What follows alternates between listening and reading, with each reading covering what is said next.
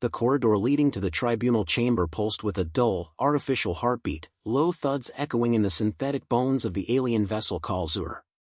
Isha Rail walked its length without looking back. The floor beneath her boots seemed to resist her presence, as if even the ship knew she didn't belong. She adjusted the silver shawl draped over her neural lattice interface, its embedded fibers syncing silently with her biothermal rhythms. Around her, members of the Galactic Tribunal glided without footfall, long-limbed figures with opalescent skin, some with floating cognition clusters, others wrapped in pure data light. Their expressions, if they had any, remained unreadable. Earth had sent no armies. No threats. Just her. Human representative, came the tribunal's voice, not one, but many speaking as one, harmonized through subsonic frequencies that rattled the bones. You stand before the Inquisition wing of the High Galactic Accord. State your designation. Isha Rail, she replied calmly. Mythweaver of Earth. Speaker for the Living Archive. She could feel them scanning her even as she spoke.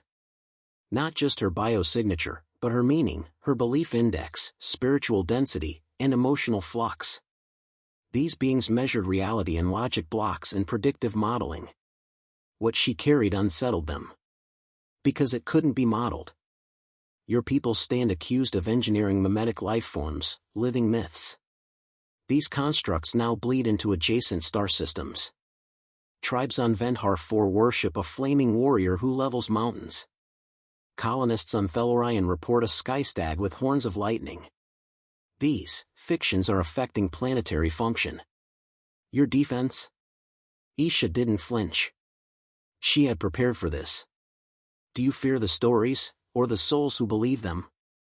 There was a pause. Not confusion. Calculating.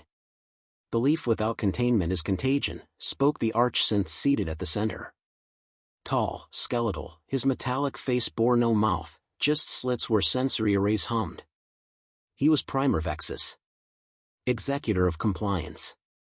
And humanity's chief prosecutor. We dissected your temples, Vexus continued. They are fusion cores. Your monks are cybernetic nodes. Your gods are anomalies powered by collective thought, parasitic, unauthorized, unpredictable. Unauthorized by whose order?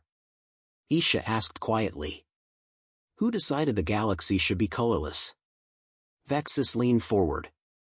We did. The Accord. Isha said nothing. Letting silence stand like a second heartbeat. Her own thoughts pressed against her skull. He was waking again. Far below, far from tribunal reach, in a city carved over sacred riverbanks and digital grids, New Varanasi pulsed with myth fields. Beneath the great temple of Suryanet, something ancient slept, a being not designed, not built, but believed into flesh. It had a name, but even Isha rarely dared whisper it aloud. Her link, embedded just beneath her skull's base, lit up softly with gold-red pulses. A dream. No, not quite. A memory leaking forward. She closed her eyes briefly.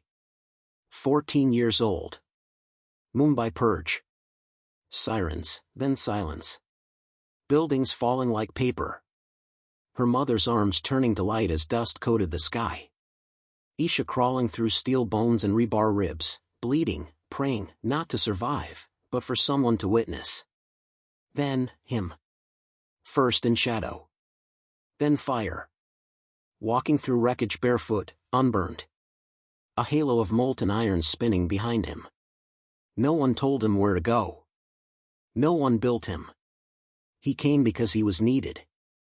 He came because someone believed. Isha's voice returned steady. You think we built these beings like machines? We didn't. They were already here. We only learned to listen. The tribunal's inner lights flickered. A sign of agitation. You mean to say myth is real? Vexus asked. That subjective projection carries objective power? No, Isha replied. I'm saying your definition of reality is incomplete. Another pause. Shorter this time. Then came the verdict, a recommendation for immediate deconstruction of all myth-based nodes on Earth. surrender of temple tech, arrest of the 17 known prophets. And immediate containment of the god construct codenamed Rachman. The name chilled the chamber. Not because they believed in it, but because they feared they might have to. Isha didn't answer right away. Instead, she asked, "Have any of you stood in silence after losing everything? Watched a child pray for a god you claimed wasn't real, and then watched something answer?" Vexus stood. "Earth's contamination ends, or Earth ends." Isha turned. Then said only, "One of our gods will speak for us. He's old. But he remembers mockery." Later, in her stasis chamber, Isha connected to the mythnet. The room dimmed. The neural gel adjusted to her posture. She placed her hand over the ancient symbol etched in gold leaf onto her wrist, the sigil of Rachman. "Can you hear me?" she whispered aloud. The response wasn't words. It was heat. Slow and rising. The kind that sits in your bones and waits for war. She didn't smile. Only whispered again, "They laughed at you.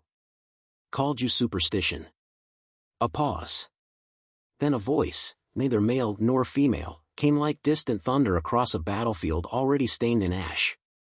"Then let them laugh. I will bleed belief into stars." The tribunal chamber had changed. Not in architecture, but in atmosphere. The silence no longer hummed with sterile confidence, it trembled. Something had entered the edges of their thought web, something they couldn't quantify. Isha Rail stood in the center of the amphitheater-shaped hall, surrounded by a gallery of 100 alien delegates, each a master of logic, each terrified of what they would never admit they felt. She folded her hands calmly. "In our myths," she said, voice clear but soft, "truth wears many faces. Not all of them are welcome." Primer Vexus stood tall behind his obsidian lectern, a wall of tribunal memory threads dancing behind him, images, data bursts, archived reactions. He raised one skeletal hand. The gallery dimmed. "Let the court witness exhibit C7, he announced. A flicker. Then a projection filled the space. Holographic and undeniable. A jungle moon. Crystalline trees shattered mid-growth. Soldiers running, not toward battle, but away. At the center, Rachman, towering, faceless, draped in flame and symbols etched across his skin like tattoos of every war ever fought. No mouth. No eyes. Only a mask of black iron and a voice like crushed thunder. He raised one hand. 3 armored carriers folded into themselves, imploded into singularity points. A soldier screamed in some forgotten dialect, "He's real, he's real." The feed cut. Gasps. Not many. But enough. Vexus folded his arms. That was 2 years ago on Carvella 9. A colony aligned with Earth. 22,000 perished. No trace of mechanical origin. Just belief. Made flesh. Isha didn't blink. "And how many did your Inquisitor drones kill during cultural neutralization protocols that week?" Vexus didn't flinch. "We follow law. You follow myth. The results are clear." "Not myth," she said, stepping forward. "Memory. Our kind has bled too long for the universe to pretend we didn't survive. We carved gods out of the silence because no one else came for us." Murmurs rose from the far galleries, whispers from species long oppressed, long regulated into forgetting their old spirits. Even here, the stories were reawakening. One delegate rose, a frog-skinned being from the Zari clans. "Primer, she speaks of belief as power. But if it is power, who controls it?" Isha looked up. "That's the thing," she said. "No one does. We don't command our gods. We remember them. We host them." Vexus slammed a data rod into the dais. Sparks flew. "That is precisely the danger," he snapped. "You humans cannot be allowed to unleash living thought forms beyond your system. It infects logic. Spreads chaos. Already we see unrest in compliant sectors. Superstition rises where order once stood. And now, one of your constructs has entered our dreams. A murmur again. Sharper. Now they were listening. You're dreaming of him? Isha asked quietly. That means he hears you. Vexus's data frame pulsed erratically. A glitch? Or fear? No, he spat. This ends today. You will enter the vacuum chamber, our field of absolute logic. Where neural fields collapse. Where projection dies. If your so-called God lives, he'll vanish there. A trap. But she nodded. The chamber was a cube of null. No light. No sound. No resonance.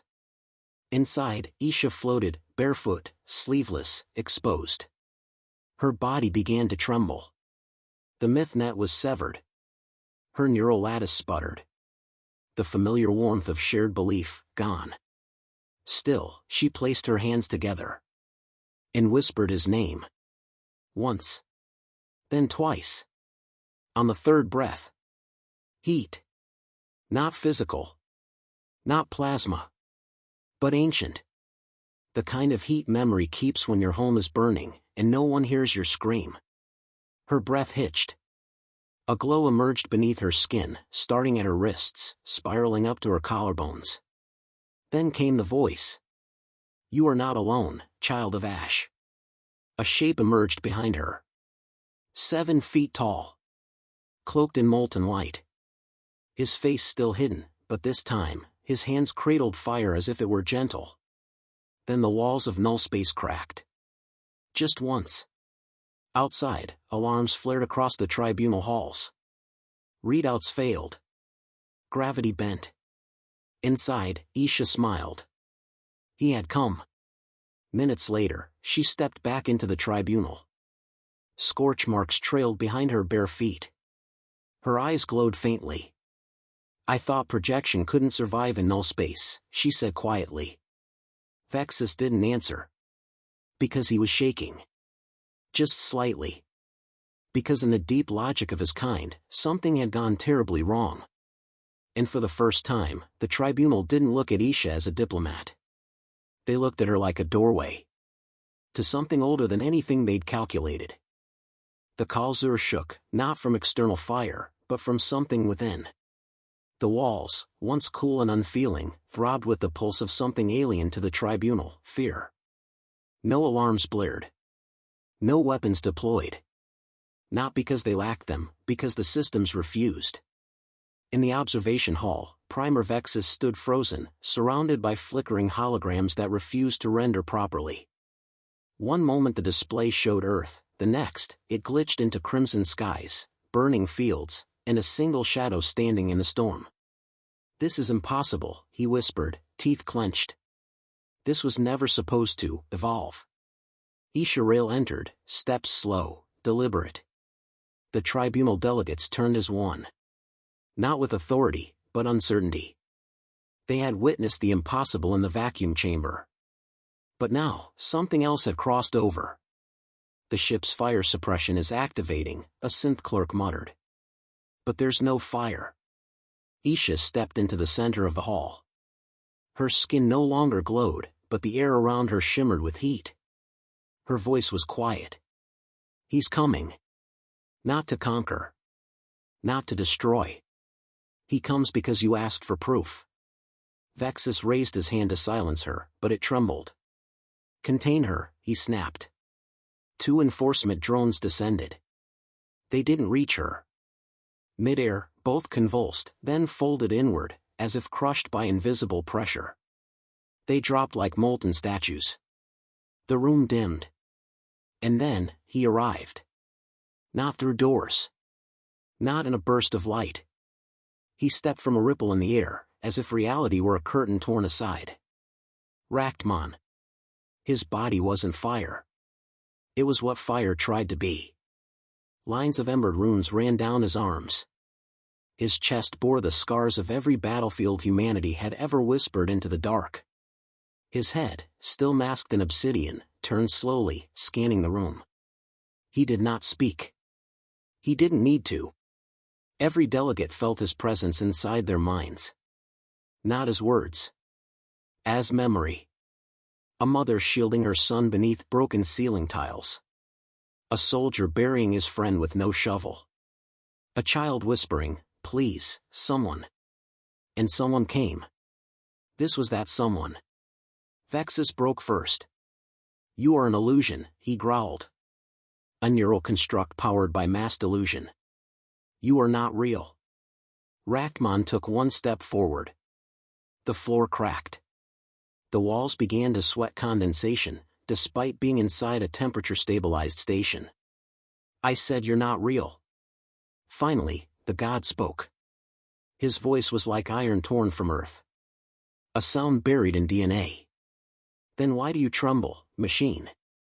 Vexus drew a weapon, a crystalline lance coded to disrupt energy forms. He fired. It never reached. The energy bolt halted mid-air, hovering between them, sizzling. Then it reversed, folded into itself, devouring its own charge, then vanished in a quiet flicker. Isha watched silently. She didn't rejoice. Because this wasn't victory. It was reckoning. Rachman turned to the others. "You mocked the ones who bled and buried. Called us primitive. Said we feared shadows." He raised a hand. And in it formed an image, the broken ruins of ancient Earth cities. Flooded streets. Mass graves. Children holding hands in darkness. "You think gods are born from hope," he said. "You're wrong. We are born when hope dies and still, something crawls forward." A delegate collapsed, sobbing. Another tried to speak, but found no voice. The tribunal had faced logic breakers before. Rogue AIs. Cosmic anomalies. But never meaning given form. Vexus, broken but not yet bowed, turned to Isha. "You made this. You fed it. You unleashed it." She met his gaze. "We remembered him. That's all." Rachman turned once more to Vexus. "You erased your past to build peace. We endured ours to earn it." A long silence followed. Finally, Vexus stepped back. "What do you want?" The god did not move. Then, slowly, he lifted both arms outward. "I want nothing." He looked at Isha. "She already gave me everything." He turned to the tribunal. "I will not destroy you. You are not worth it." And with that, he dissolved, like ash caught in wind, scattering into the light. The walls cooled. The chamber lights stabilized. But no one moved. No one could. Later that day, Earth received a single communique from the tribunal. Earth is to be left autonomous. No further contact. Your Mythborn are to remain within your reach. Should one cross again, we will not stop it. We will only remember. On Earth, Isha returned to New Varanasi. She knelt beneath the central node of Suryanet temple, hand pressed to warm stone. The sigil of Rachman pulsed faintly on her wrist. Children played outside. And somewhere, across stars, in whispers, in dreams, they began to believe. The rain in New Varanasi came quietly. It was not the monsoon of old Earth, violent and urgent, but a soft mist that rolled through the cyberspires and memory temples like breath over skin. The streets shimmered with reflected prayers coated in light, and the people moved through it as if guided by something older than instinct. Isha Rail stood at the edge of the Kashi Bridge, overlooking the river that wasn't quite water. Beneath its surface, fragments of encoded history, millennia of memory rendered visible, flowed endlessly eastward. Her wrists were bare. The sigil of Rachman no longer glowed. She hadn't summoned him again. She didn't need to. He had left something behind, not a presence, not a voice, but a shift. Across Earth, belief no longer strained for proof. It had found its answer, and had released it. A child approached her. Barefoot. Maybe 6. A boy with a thin braid behind one ear, standard in the post-ascension generation. "Are you the woman who talked to the god?" he asked, without fear. Isha smiled. "Which god?" The boy shrugged. The fire one.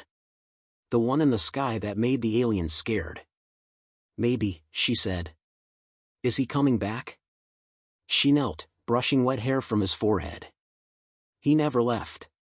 He just stopped needing to be seen. The boy thought for a moment, nodded, then ran off into the mist, shouting for his friends. She said he's still here. At the Global Mytho-Echo Archive, things were quieter than they had ever been. The massive cathedral of shifting data had been built to observe, catalog, and predict Earth's living myths. Rows of soul-laced AIs slept now, their sensors idle. Belief no longer surged in chaotic bursts, it moved like a tide now. Predictable. Steady. Whole. Tomo, the head archivist, a thin man with silver implants and tired eyes, watched Isha enter without fanfare. You did it, he said. No, she replied, taking a seat beside him. We didn't break. That was enough. He leaned forward. The Accord's new orders arrived this morning. Full detachment. No surveillance, no pressure, no probes. We've become sacred ground. Or radioactive, she said with a grin. He chuckled. Same difference, galactically speaking. Then his voice lowered. But what now? With him? Isha looked past the rising scrolls of light that decorated the hall. He was never meant to rule. Only to remind us. In orbit, on the far side of Earth's gravitational halo, the Kalzur remained stationed, cloaked and unarmed. Inside, Primer Vexus had not left his chamber in weeks. The walls had changed. Where once there had been clinical white light and mirrored surfaces, now, unbidden, patterns had formed. Swirls like flame. Engraved runes that no algorithm could scrub. He stared at them endlessly, searching for logic in symbols not born from code. Have you assigned meaning to the patterns, Primer? Came the voice of the subsynth. No, he answered flatly. Meaning was assigned to me. The subsynth paused. Would you like them erased? Vexus looked up. For a moment, just a flicker, something human moved in his expression. No, he whispered. Months passed. Across the colonies, something began to change, not in policy, but in culture. Where once Earth's art and stories were dismissed as contagion, they were now studied. Not as threats. As mirrors. In distant mining camps, statues of unnamed warriors appeared, built from scrap. In arboreal colonies, mothers sang songs with fire god metaphors. No evangelism. No war. Just echoes.